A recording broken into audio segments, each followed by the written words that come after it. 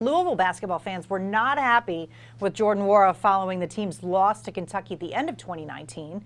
During his postgame media opportunity following the Cards' win over Miami on Tuesday, the Cards forward was brutally honest about his recent struggles and how fans turned on him as a result. A lot of crazy stuff. Shoot, there's some people that was telling me they love me a day ago, and then now, shoot, they want me dead. I don't even know.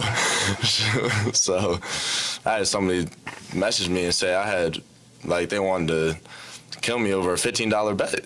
I said, you only got 50. It's a $15 bet. if that's what you're worried about, I think you got more issues than worrying about me. Boy, he's taking it in stride. Nwora's 8-point finish against UK was his lowest of the season, the first time he scored fewer than 14 points all year. The Louisville Stars led the Cardinals in scoring every game this season, with that being the lone exception. Still, don't threaten to kill somebody over a basketball game. No, it's stupid. The person said that's an idiot. I'm proud of Nwora for having the guts to bring that out in the public and saying that. It happens that people are such an idiot that they send these messages over, from what I understand, a $15 bet over the game is what it was. Sent that death threat to Nwora. Idiot person's done that. I hope they find the guy, send him to jail that did it. But for Nwora, I commend him for saying, hey, yeah, look, this is what happened to me.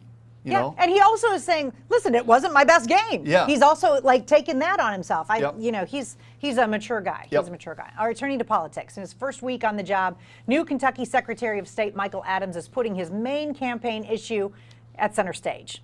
Adams is backing a voter photo ID law that's been introduced in the state Senate. He calls the measure a good start, but a work in progress.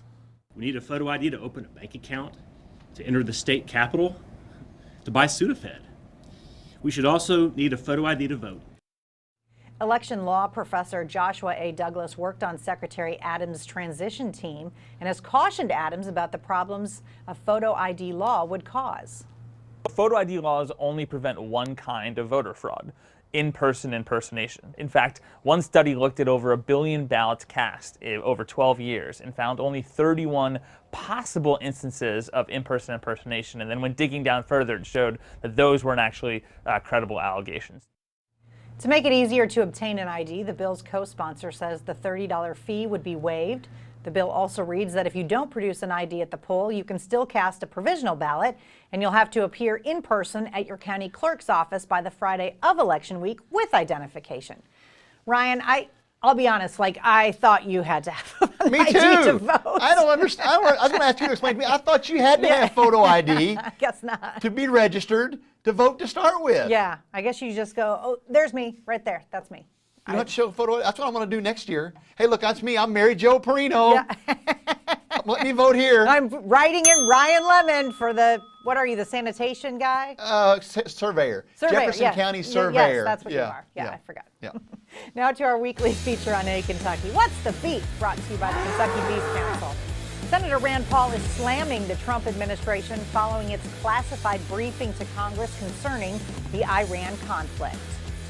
Nobody in their right mind with a straight face, with an ounce of honesty, can argue that when Congress voted to go after Saddam Hussein in 2002, that authorized military force against an Iranian general 18 years later.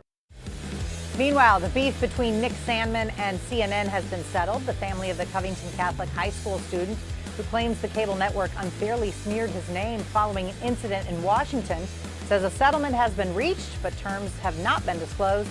Cases against other media outlets are still pending. And that's tonight's edition of What's the Beef? Up next on Hey Kentucky, we'll talk with U of L professor Ricky Jones. The former Hey Kentucky co-host shares his thoughts on the story we talked about last night, involving a racist letter that awaited his return from the holiday break and how he turned it into something positive. Stay with us.